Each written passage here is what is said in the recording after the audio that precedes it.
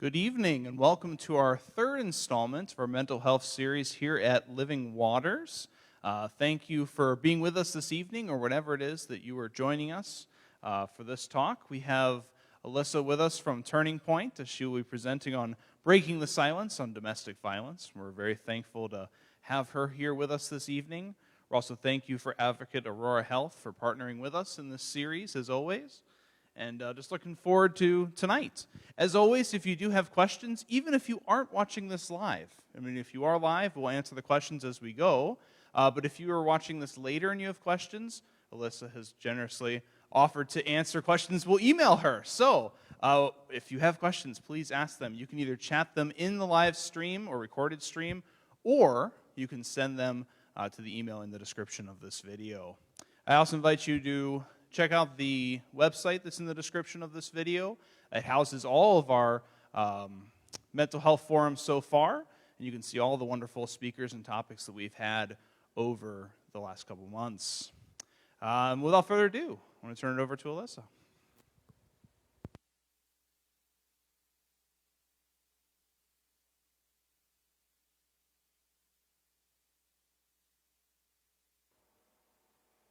All right, good evening and hello to everybody on Facebook. I first want to thank Living Waters Church and Pastor Zach for having us tonight. I think that this piece fits perfectly within the mental health field, as I'll talk about this evening.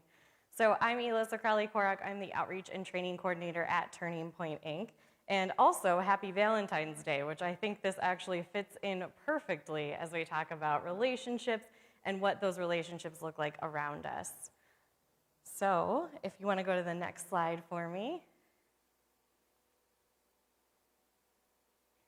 Anytime before I give a talk, I want people to know that anytime we're talking about dating or domestic violence, this can be triggering or upsetting to sometimes hear about.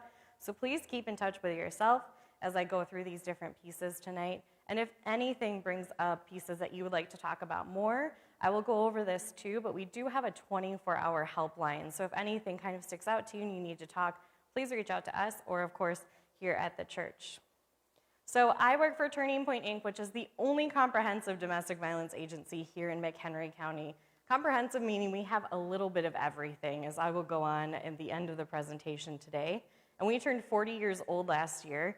If we look back into 1981, there actually weren't any laws against domestic violence until 1994 with the Violence Against Women Act.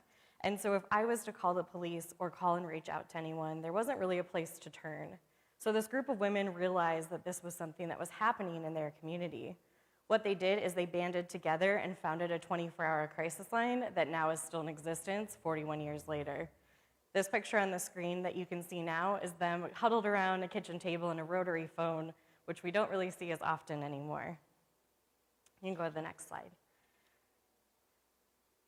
Whenever I'm doing a presentation, I think it's super important to start out with some statistics, because why are we here? Why are we having these conversations tonight?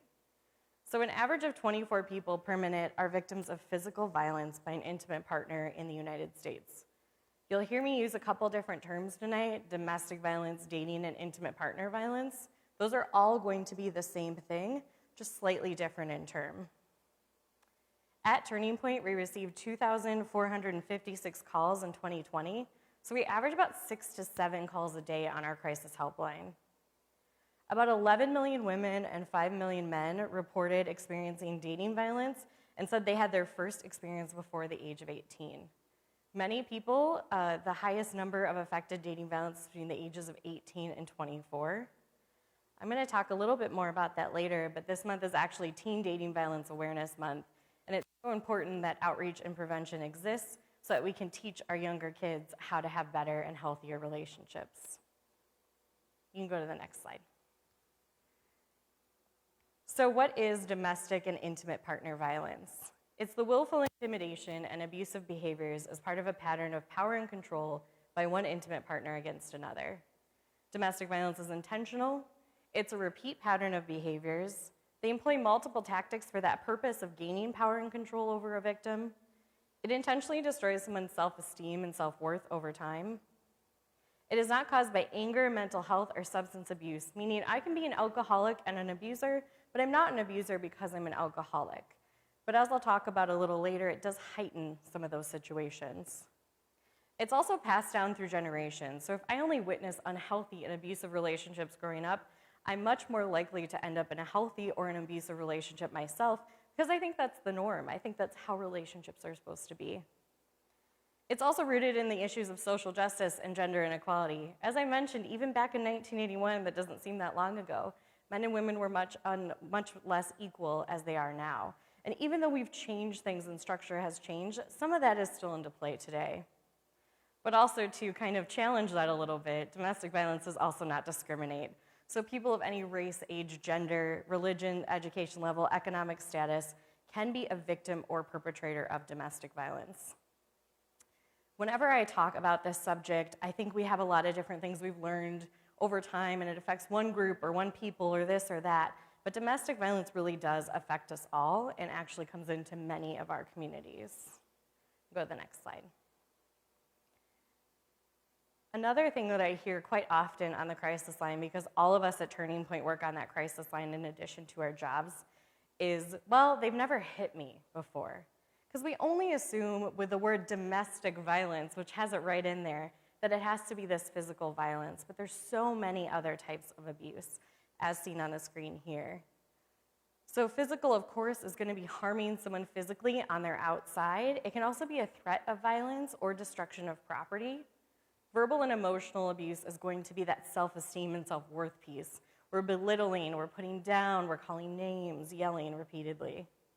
Psychological or gaslighting abuse, this is one of the trickiest ones for us to determine, and one that tends to come out as we talk with clients over the phone. It might look like something of, well, you know, they did hit me, but I didn't do this. Or, you know what, they probably did think I was cheating on them because I have all guy friends. It's this kind of mind change that we have over time. Financial abuse is also one that we do see often, and this one is also a little trickier to see right away. It can look like a few different things. So sometimes it could be the fact that we're not allowed to work and only one person makes all the money in the household. Maybe they give us an allowance per month. Maybe they only expect us to have this bit of money to do food or different things like that. Or it could be the opposite, where all of a sudden we are the only person making money in the household and our partner is taking that away from us and not letting us have that money that we earned. Anytime that's imbalance of power financially, that can be a form of that financial abuse. Sexual abuse is very straightforward. This is going to be consent or not. We never want to feel forced or pressured into anything we're uncomfortable with. Stalking is pretty straightforward. It's stalking someone through either physically, following them around to work, school, where they live, things like that. Or it can also be a digital version, as we kind of jump into on the next type of abuse. But there's a lot of things nowadays that we can use in a stalking terminology of either using our phones to track our locations or FaceTime or AirTags. I am constantly challenged with learning new ways that technology is used as an abuse tactic in my position. And then digital abuse is going to be anything using this social media, digital phones, technology. A lot of these types of abuse will come out digitally. So we might see verbal emotional abuse shown through text messages, calling, yelling. We might see that stalking, as I said, with a FaceTime or the tracking locations, things like that. And a lot of these things come out that way. Digital abuse is not just for teenagers. I think that's a common misconception. Digital abuse we see in all ages, unfortunately, now. Pretty much anybody who has a phone and technology, and if they're in an abusive relationship, that's going to be part of it. We can go to the next slide. So from a clinical perspective of things, we usually use this thing called the wheel of power and control. You can see a lot of different things on here, just like the types of abuse I explained. But on the next slide here, I'm going to dive into a few things that I did not highlight. You can go ahead to the next slide. So some things that I didn't highlight in our different types of abuse are these pieces that can really fall under kind of any of those things we just talked about. So using children, this is definitely a psychological tactic. So making them feel guilty about the children, using the children to give messages, using children as visitation, a way of harassment. Unfortunately, as I'll go on to a little bit here, children are caught in the crosshairs a lot when it comes to abusive and unhealthy relationships in the home. Threats are something that we hear a lot as well, with either making or carrying out threats, something to do something emotionally, hurting the children. Unfortunately, threaten to cause harm or suicide is something we see a lot when it comes to threats in abusive relationships, and reports to get DCFS involved. Unfortunately, we see immigration status used in this piece a lot too, of threats to let people know that they are in the United States illegally, threats to not get green cards, and so on. Using male privilege is also something that we do see as an abusive tactic, and I don't mean just flat out if you're a guy or this or that, but it might look like something like a traditional household, which is nothing wrong with that. If that works for you guys, where the wife stays home and the husband works, totally fine, but it's any time that we take away that choice and we're forced into that piece. So if the wife is forced to do this, because that's how we look at it traditionally. Intimidation, once again, is that psychological gaslighting abusive tactic with putting them down by just a look. We all know that our moms all had a look back in the day, but it's even a little worse than that. It's that look where we instantly are in fear or scared. It can be gestures like pulling your hand back to threaten. It can be loud voices, smashing things, or destroying property as well. And then isolation is something that happens to pretty much everybody in an unhealthy or abusive relationship. This looks like when all of a sudden the victim realizes that they are alone because they have cut out either friends or family, or the abuser has cut out friends and family from their life. And now they have no one to talk to or reach out to, or no one to kind of seek that help. You can go to the next slide.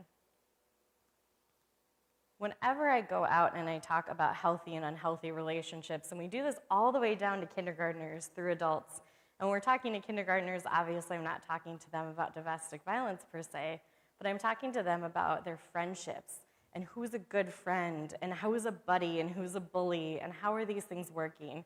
So whenever I talk about healthy and unhealthy and abusive relationships, I also like to highlight to think about your friends, your family, your relationships in your life. Because when it comes back to mental health at the end of the day, our relationships really affect how we are doing mental health-wise. So our unhealthy relationships in our lives that aren't just significant others, but our friends and our family, they might, for unhealthy, be controlling or manipulative. I think we've all had a friend who's on again, off again, one day best friend, one day not, with no real explanation. There might be some physical harm, some jealousy, maybe constant criticism or obsessive behaviors, that friend that only lets you be friends with them, and explosive anger. And that explosive anger is not just I get upset, because we all get mad and angry now and again, but that explosive anger is going to be that 0 to 60 person, where you did something very small and all of a sudden there was an explosion from them. Healthy relationships are gonna look much different. We're gonna have respect, honesty, equality. If I can simplify healthy and unhealthy relationships to anybody when I'm just talking to them for a few minutes, they should always feel equal. A healthy relationship is equal. Anytime we have that person who acts like they're better than us or have power and control over us, that's when we get into that unhealthy and possibly even abusive category. We're also gonna see in a healthy relationship encouragements, love, support. They respect our boundaries. We're able to work through fights or arguments. We're individuals, we're not the same person. We have our own interests and hobbies. They're reliable and they're a good listener. And not just, oh, how was your day, but actually genuinely wanna know how your life and how your day is going. And then on the next slide here, we have a video that's short. It's just a couple minutes, and this is gonna show us what the cycle of violence looks like when it comes to abusive and unhealthy relationships.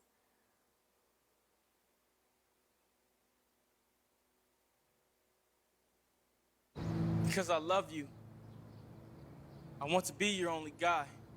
Because I love you, skip class with me. Let's stay in bed today. Because I love you, I just want to be with you so freaking much. Because I love you. I waited for you after Chem Lab. You were walking with Mark?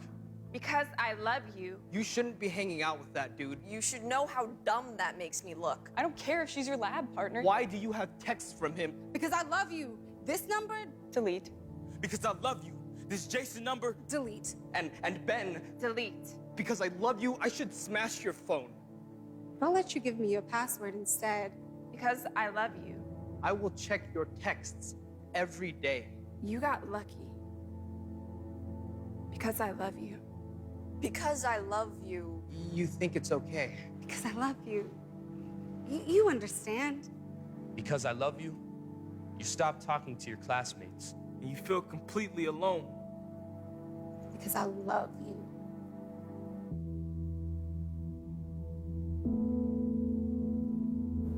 That's not love. Because So I've seen this video probably around 200 times at this point in my time at Turning Point, and it still gives me goosebumps every time. So if you're watching right now, take a breath, relax your shoulders a little bit. But I love this video because it's so subtle on showing how relationship and abusive relationships can happen.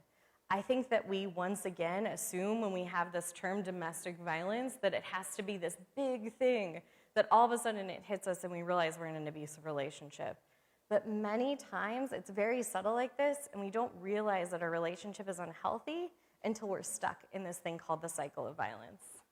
So up on the screen here now, you see the cycle of violence. There's a lot of different ways this looks, but this is the most recent up-to-date way that we feel like it's best explained. So in the video, we started out, you could probably argue, and I ask teenagers all the time where we start out in this one, and they will tell you either calm or tension, and I think that they're both right in that respect. Now, if we're in the calm phase, it's the beginning of the video. Because I love you, skip class with me, hang out with me. Skipping class is not a positive thing, or skipping work, or skipping, hanging out with your friends or your family. But sometimes it starts as these little asks. And there's always this caveat of because I love you is why I'm doing these things. We call that in the abusive world is love bombing, using these positive things like because I love you, you're the best, you're the greatest, we have the best relationship. We're not using those in a positive way, we're using them in a manipulative way. And then in the video, we got into the tension phase. All of a sudden, and whenever I say this, my shoulders go up. All of a sudden, we're walking on eggshells. We have this fear that something's gonna happen, and we're not really sure what. We just know that something is on its way. We might be overly pleasing, trying to make sure everything's okay, but then all of a sudden, we start get questions of, who's your lab partner? Who are you walking with? Who are those texts from? Who are you hanging out with? Why don't you give me your password to your phone? And then we get into the crisis phase, and once again, why I love this video is because our crisis phase is not a huge, big explosion, as we used to call it in this phase, but it's give me or I'm gonna smash your phone, but you can give me your password instead. It's that threat of destruction and violence, and as we continue on in this cycle and we go through more rounds, it's going to get worse, and the phone might get smashed, the phone might be thrown, or it might turn into something physical. That crisis phase can also have those other things of threat and destruction. If there's children involved in the situation, we can be worried about the child's safety because we're in that extreme mode. And drugs and alcohol can be part of this. And this is going to be the second time and about 4 times I say this in my presentation. Drugs and alcohol do not equal abuse. That's not the reason I'm choosing to abuse.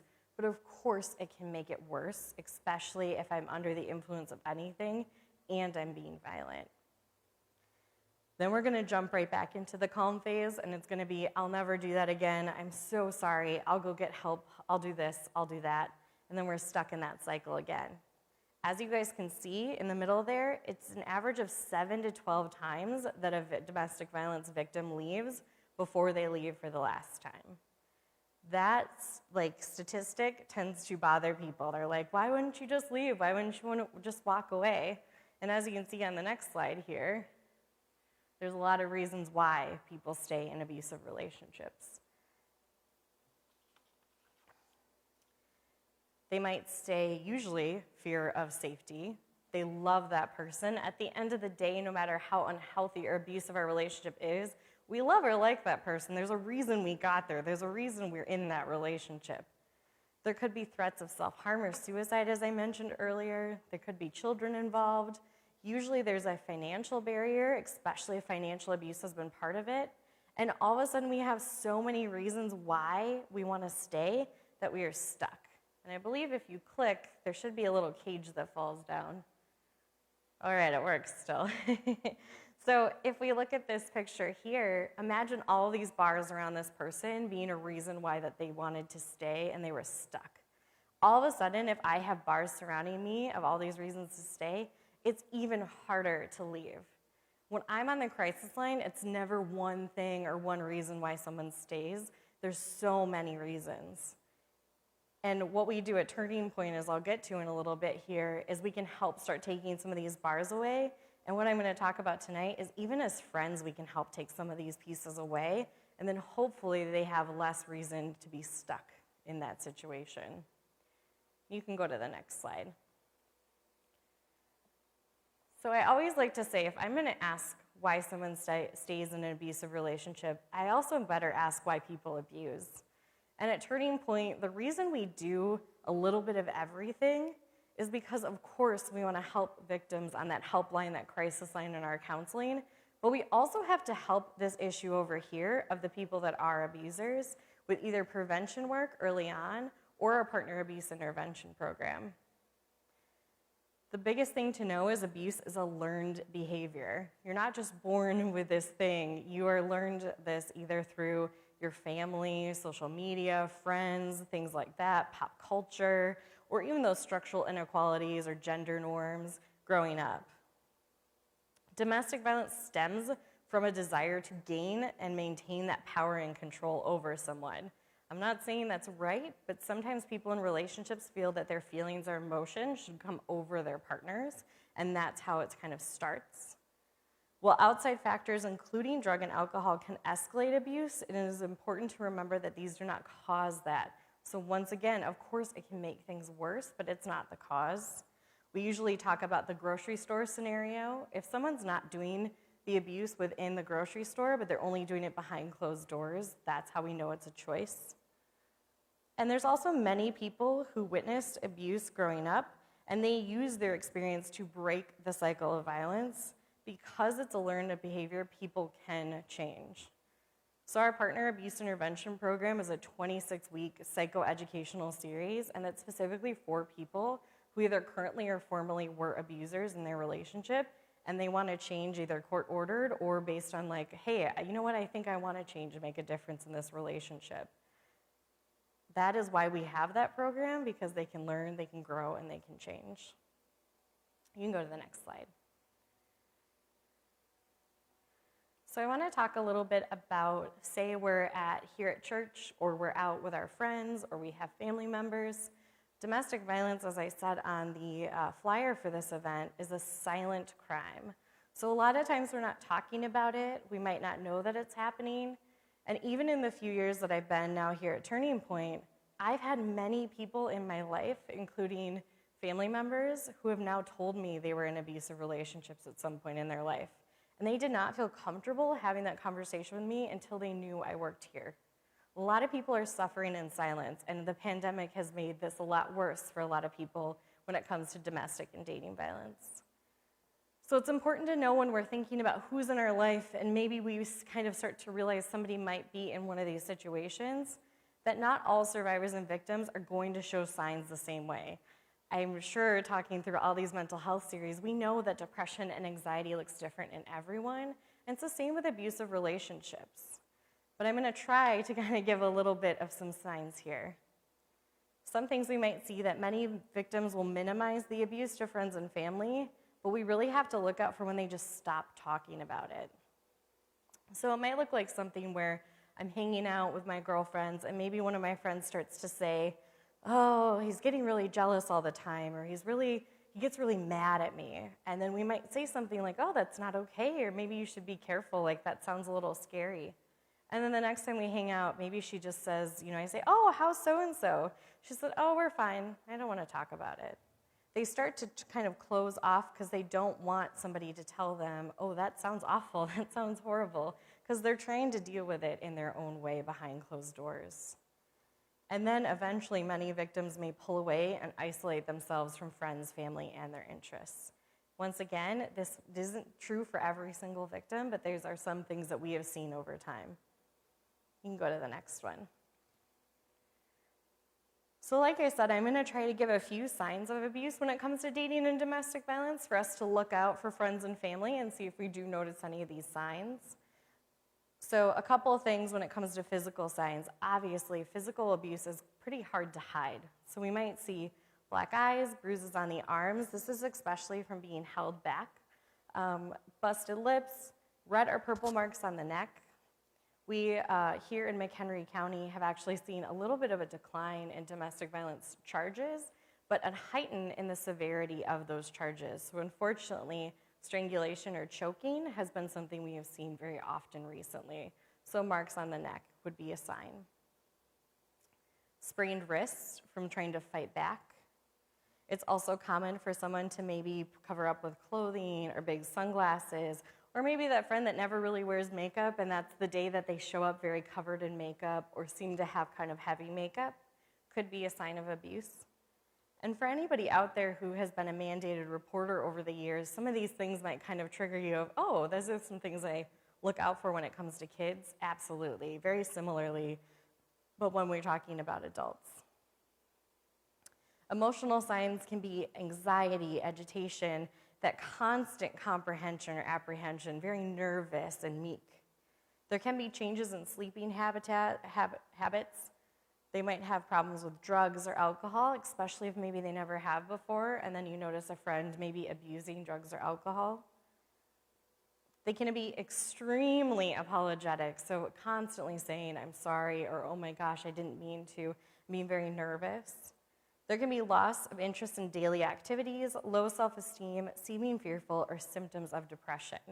Honestly, you could argue most of these emotional signs could be symptoms of depression or anxiety, so it's always kind of a good thing to look out for when you have maybe that thought that someone's in a relationship like this. You can go to the next slide.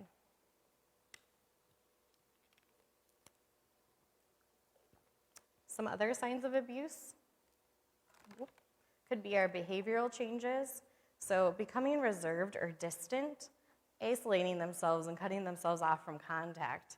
As I mentioned earlier, isolation is a very common thing we see from either the abuser doing it or from the victim in this standpoint.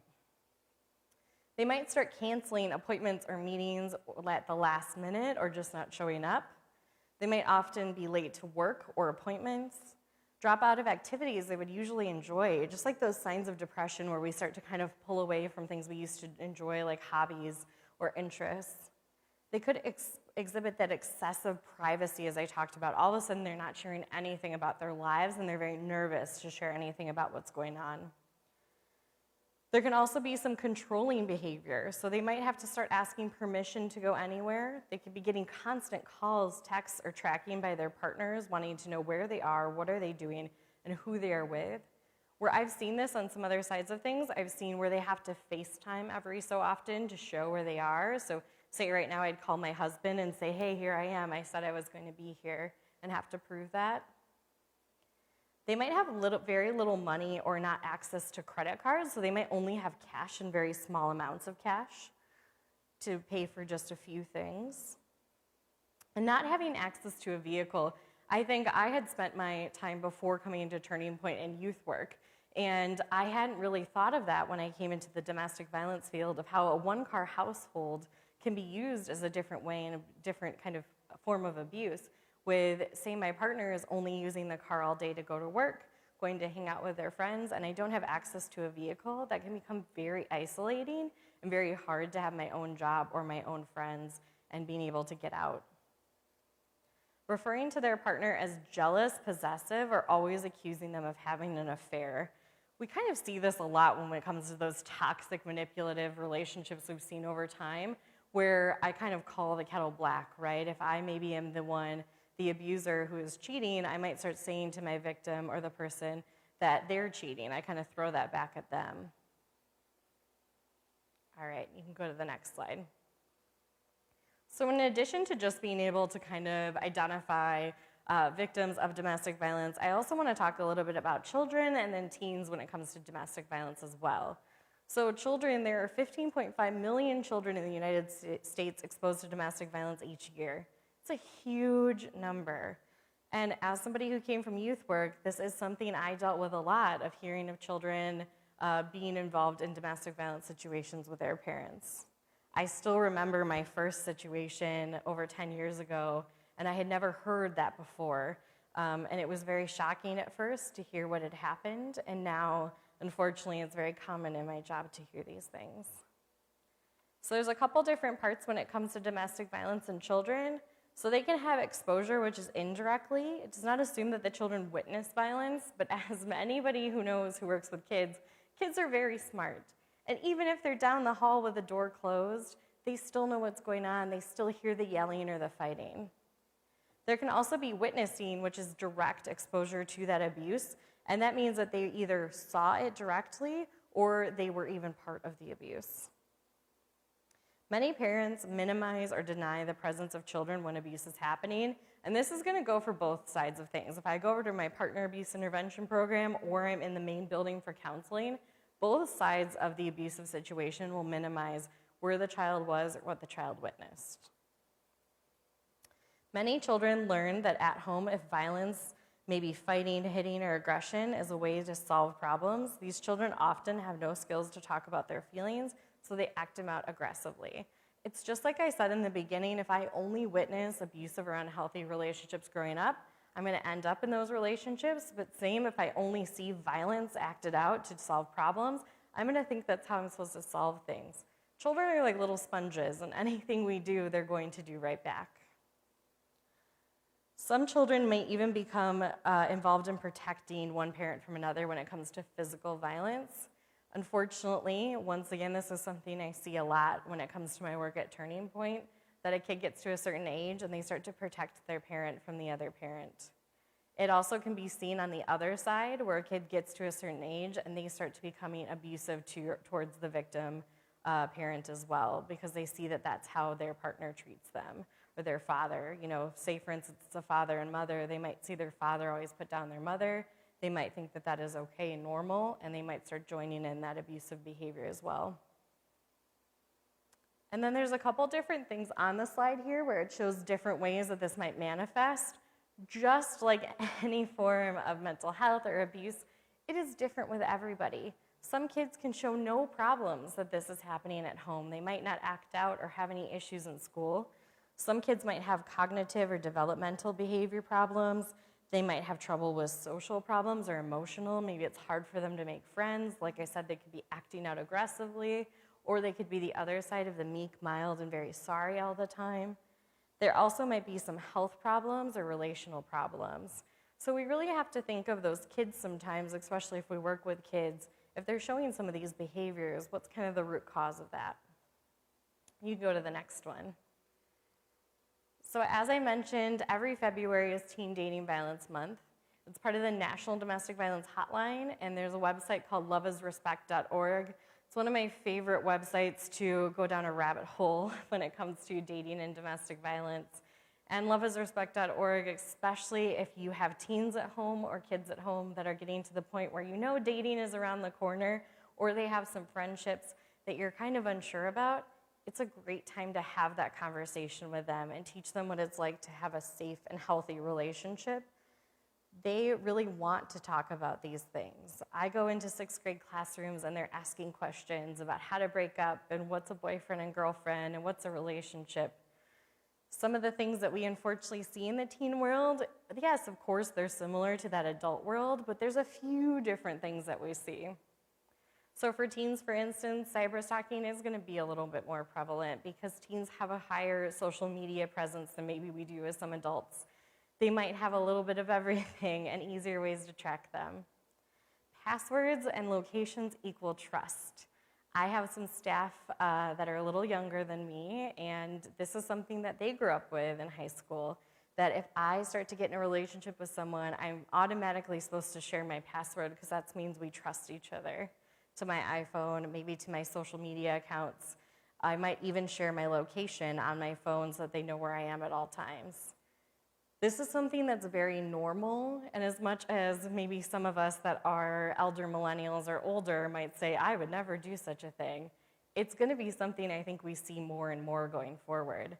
So having conversations that trust doesn't look like sharing different things like that, trust is built over time. Of course, once again, we see that isolation from friends or family. We all have had a friend over time that got a boyfriend and disappeared from the planet. They were just with that person all the time.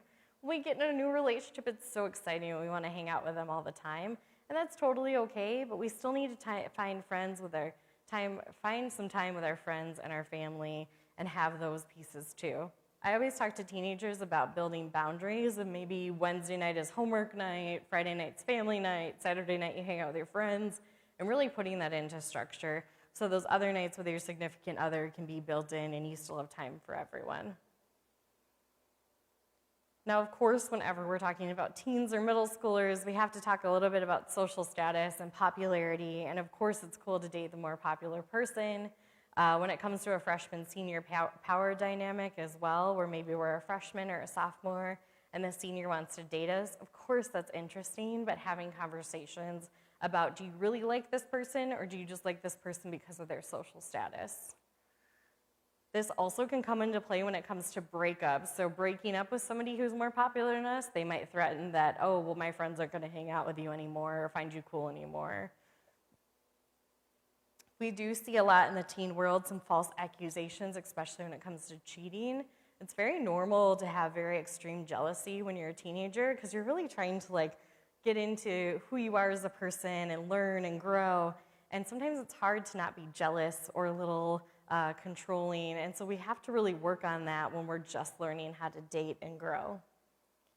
There also might be mood swings. And if we could get into, which I'm sure maybe in this mental health series we will at some point, brain development for kids, the fact that not until you're 24 your frontal cortex fully kind of forms, and you still are in that fight and flight, you're still kind of learning things, you're still growing, you're not thinking long term. So mood swings and temper and anger are part of being a teenager, and we're gonna have those extreme emotional changes. So kind of how to work through that and how to still talk about our feelings and emotions.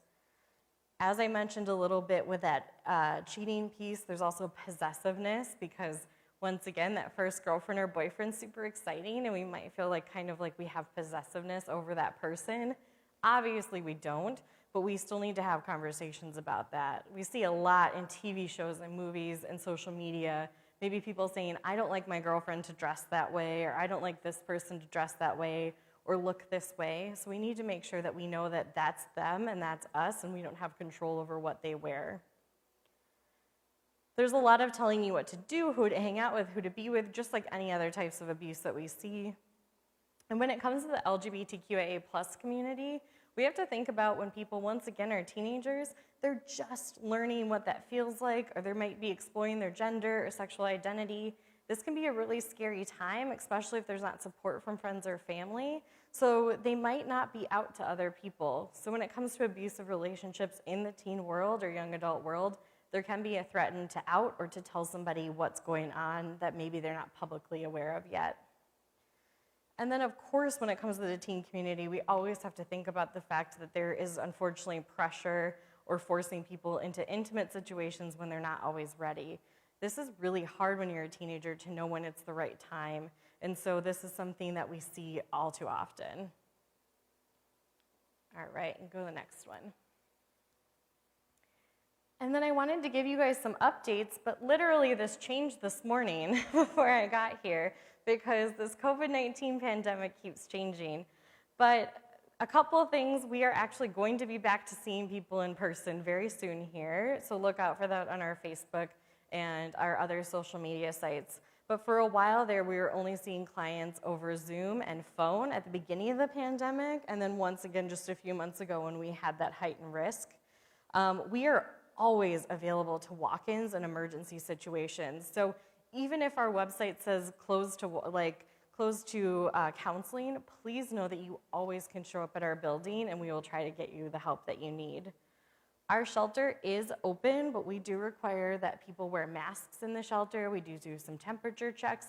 We're just being really mindful of our numbers in our shelter so that we don't have an outbreak in that situation, because obviously it's really hard to maintain that when people are in a shared living space. This is still up to date, is that we are not doing hospital go-outs, so it's actually a really neat thing that we do pre-pandemic world. was if a hospital emergency room had a victim of domestic violence, they could call us and we would actually come to the hospital here in McHenry County and help that person going through their situation, see if they wanted to seek shelter, just talk to someone. With the heightened numbers in emergency rooms, we haven't been able to go into hospitals over the last couple of years, but we still are available over our crisis line to talk to the victim in the emergency room or even talk with the nurses or doctors about how we can best help them. We still do orders of protection, which I'll get into in just a second here, but most of them have been over Zoom for court situations. If anybody has been dealing with court over the last couple of years, they know that a lot of things have been over Zoom, so that's a different change there.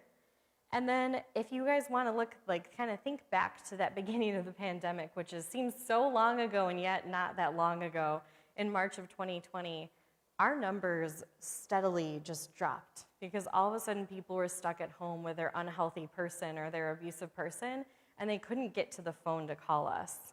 So as our numbers dropped, we knew that domestic violence was still happening within those homes. And then all of a sudden that summer of 2020, our numbers started to go up.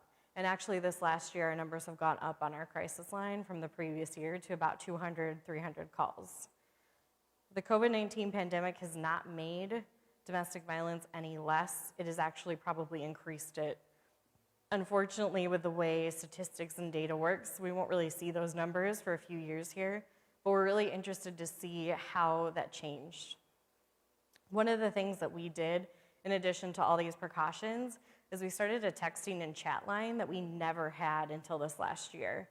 So officially in January, we had this texting and chat capability. So on our website, you can chat, or through the phone, you can text our number, and you can text during office hours. We're hoping to extend that time, but for right now, it's just that Monday through Friday. So if you can't get away to make that call, you can text us and at least get some of those pieces pretty quickly there.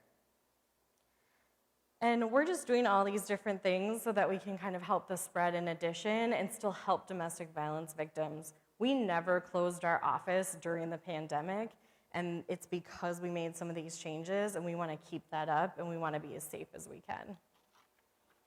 All right, you can go to the next one.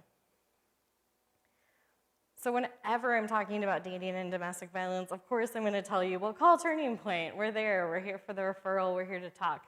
But we can also help so much as friends and family. So a couple things I always tell people, and this is what I take to heart every time I'm on that crisis line, I always look on dating and domestic violence, and I refer out if I don't know the answer. Because you know what? We don't always know the answer, but we have other places that we know can help. You can go to the next one. So give your friend, your family, your employee, whoever that person is, a safe and private space to share their story when it comes to helping. Obviously, you don't want to do it in the middle of a cafe. You want to find a quiet space to have this talk. Your goal is not to tell somebody what to do, but give them time to share. My job, and everyone at Turning Point, we have this title advocate in our name because we're there to advocate for that person's choice and never to tell them what to do. We will meet somebody wherever they are at in their domestic violence or dating violence situation. May it be they're still in that home, they either have just left, or this happened a few years ago and they need to talk. We will meet them wherever they are at. Sometimes when people are sharing that they're in an abusive relationship, maybe the first time they've ever shared this. I was at a tabling event just a few weeks ago, and I had a woman walk up to me, and we were just talking about Turning Point, and she was there with a friend. They had been friends for a long time. And she said, I'm glad you're doing what you're doing because my first marriage was abusive. So-and-so, you never knew that. This lady looked back at her and said, my first marriage was abusive too. They had never said this to each other out loud, but it felt like this moment that they could say that, and now I'm sure they can have more conversations about that going forward. Saying things like, I'm worried for your safety, that sounds scary, I believe you, or repeating things that they shared back to them are ways to engage without judgment of, oh my gosh, and having big reactions, just saying, wow, I'm a little worried for you, that sounds really scary.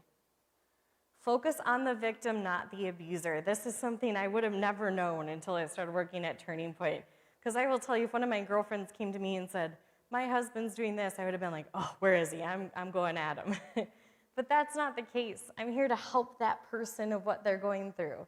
And if I start blaming their partner, they're gonna focus everything on defending that person and not actually having a conversation about themselves and their feelings and emotions.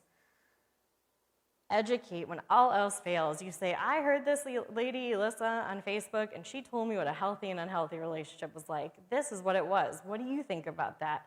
Having simple conversations about this is going to give us that societal change that we need to know that it doesn't have to be a secret situation. And always connect them with resources. Tell them about Turning Point, provide them a space to call, give them your phone to make that call. You absolutely can call us too and say, hey, I have a friend in a situation, what do I do? We're there to help for that. You can go to the next slide. So I want to highlight our services. I don't want to jump into every single one we have, but I want to give you guys a little overview. So Turning Point, as I mentioned a few times today, has a 24-hour domestic violence helpline. 24 hours a day, 7 days a week, and holidays, we are there to answer your calls in Spanish or English related to domestic or dating violence. Like I said, it can be a question, it can be a referral, it can be seeking shelter, whatever that may be, that's what that number is there for. We have a 21-bed emergency shelter for people fleeing domestic or dating violence. It's located in Woodstock by all of our other services. And this is a 30-day or 60-day stay with the possibility of longer stays. And we're always there to help. They get a caseworker to work through where to go next and what to do next. We have individual and group counseling for children, teens, and adults. That service is completely free. And that's a service I mentioned we can do over Zoom, phone, or in person. And that's really diving into the situation, either if you're in it, you just left, or it was a few years ago, really talking with somebody about what happened. As I mentioned earlier, when it comes to teens and domestic violence, it's nice to have both the children, the teens, and the adults all getting those services. We do not provide marriage counseling, nor do we recommend it, which is something that we do get asked a lot. We really want you to focus on yourself when it comes to us. We have a partner abuse intervention program, as I talked about a little bit earlier, and that's for abusers, either currently or formerly. We started this last year a Women's Intervention Survivor Program, which is specifically for women who, after a while, did fight back. And they might have ended up with a domestic violence charge. They're not going to make sense for our victim program, and they're not going to make sense for our abuser program. So we wanted to form a program for them specifically to work through what happened and to try to figure out those charges. We also started just a few years ago here our Nurturing Parent program, and that specifically either can be a DCFS referral or just someone looking to kind of learn more about parenting. Just like dating and domestic violence, no one really taught us how to be in a relationship, no one really taught us how to be a parent. So it's really going back to basics and figuring out what that looks like. We also have legal advocates at the McHenry County Courthouse. So in addition to our office in Woodstock, we also have a remote office in the McHenry County Courthouse. There is a group there that they're specifically to help file orders of protection. An order of protection is really similar to a restraining order. It's going to stop that person from being able to contact you either physically or through technology. And it is a very grueling process. It takes about 2 hours to do so. So that's why we're there to help and really walk people through that process and make sure they feel supported. That service, just like all the rest of our services outside of our partner abuse programs, are free. Some of the partner abuse programs and things like that, we do have a fee-based scale for those. And then, of course, I have to highlight outreach and prevention because that's my job, but myself and my team go out and talk to people kindergarten all the way through college about healthy and unhealthy relationships. And as I mentioned earlier, every single service we offer is in Spanish and English. We also are connected with different translator lines, so make sure that if someone does not speak English, we'll make sure to get them the best services they need. And we do welcome services to all, so it does not matter gender, sexuality, background, anything like that. Previously, our shelter was only for women and children, and we now accept everyone into our shelter. You can go to the next one. And I know you guys have got this a little bit before in your mental health series already, but one of our biggest helpers is the mental health board here in McHenry County. And outside of our helpline, if you're like, oh, this doesn't quite relate to what I'm talking about, and it's more mental health services, the McHelp app is a wonderful app to download. This is a crisis line to get connected with mental health professionals, and it's also 24/7, 7 days a week. And you can go to the next one. So I had a coworker who's no longer at Turning Point, but she wrote this beautiful sentiment, and I think that this is really kind of wraps up everything I talked about this evening. Domestic violence is not a personal problem or one that should be permitted to flourish behind closed doors because it's none of our business. Odds are most of the participants in this room, as in online, probably know a victim or perpetrator, whether they realize it or not. Domestic violence tears the fabric of a community by damaging and dismantling family units and causing a rippling effect of repercussions that can last for years. As a member of that community, we all have a responsibility to interrupt these patterns. By refusing to stigmatize victims, we can begin to cultivate a community where domestic violence is not accepted or tolerated in any capacity. That's why it's so important to have these conversations, because it's really going to take us all to get this, to hopefully get it where my job doesn't exist anymore. All right, next one. And then I have my information up here on the screen, and then if you guys pull out your phones, there's actually a QR code on here too with our service guide. And so this is a guide we put together of every single service we offer at Turning Point. It's also on our website, and then I'll leave a couple here at the church as well. And then if you want to go to the next one, I put a little camera up in the screen here. I learned it from one of my other lovely presenters. If you want to take a picture, and I'll make sure that Pastor Zach gets this PowerPoint to share out too. These are all the local referrals that I would offer. So of course, us here at Turning Point, there's also the Care Center if it's related to sexual abuse, the crisis line I talked about. There's also the Illinois Domestic Violence Hotline, and then of course those national ones I talked about too.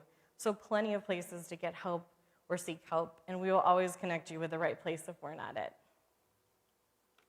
All right, that's the wrap up. So we got any questions in the chat there?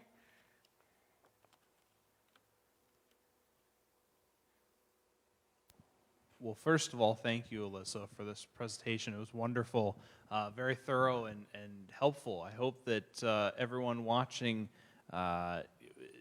is able to have all the resources they need at their fingertips, literally. So thank you so much. If you'll indulge me, actually, you mentioned the thing about advocate and all your job titles. It's in Scripture, advocate's the word we use best to describe the Holy Spirit and what God's action in the world today. So thanks for doing God's work. Absolutely. We do.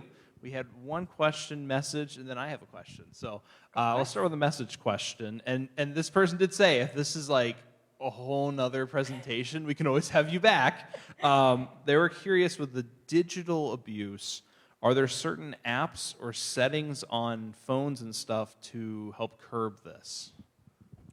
Absolutely. Yep. Yeah, definitely. So I actually, fun fact, I do a whole presentation on digital safety. I actually do that for our partner abuse intervention program and then for our staff at Turning Point as well as middle schoolers.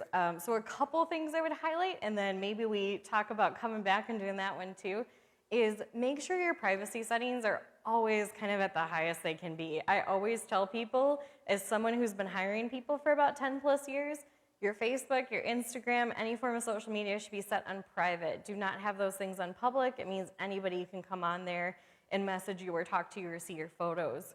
The other thing is just making sure we're always aware of when our Bluetooth is on and who's around, if anybody's connecting to us that's on like an unrecognized device.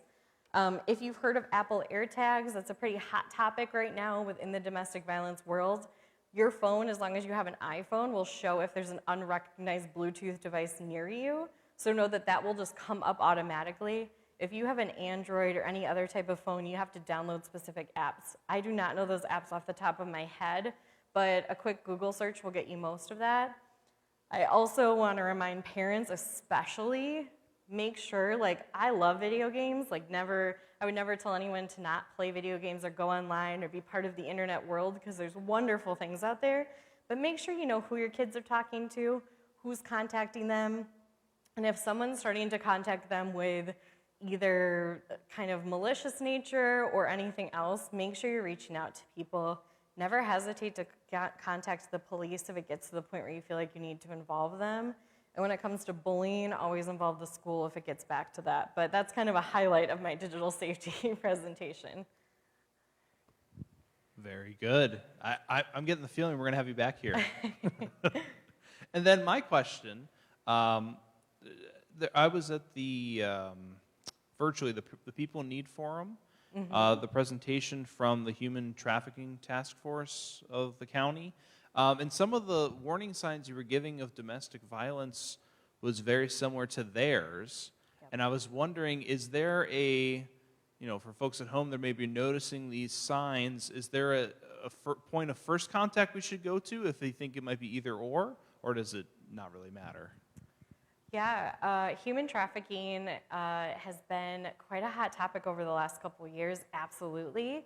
And I think that it's something that you'd be very surprised how often it happens even here in our county.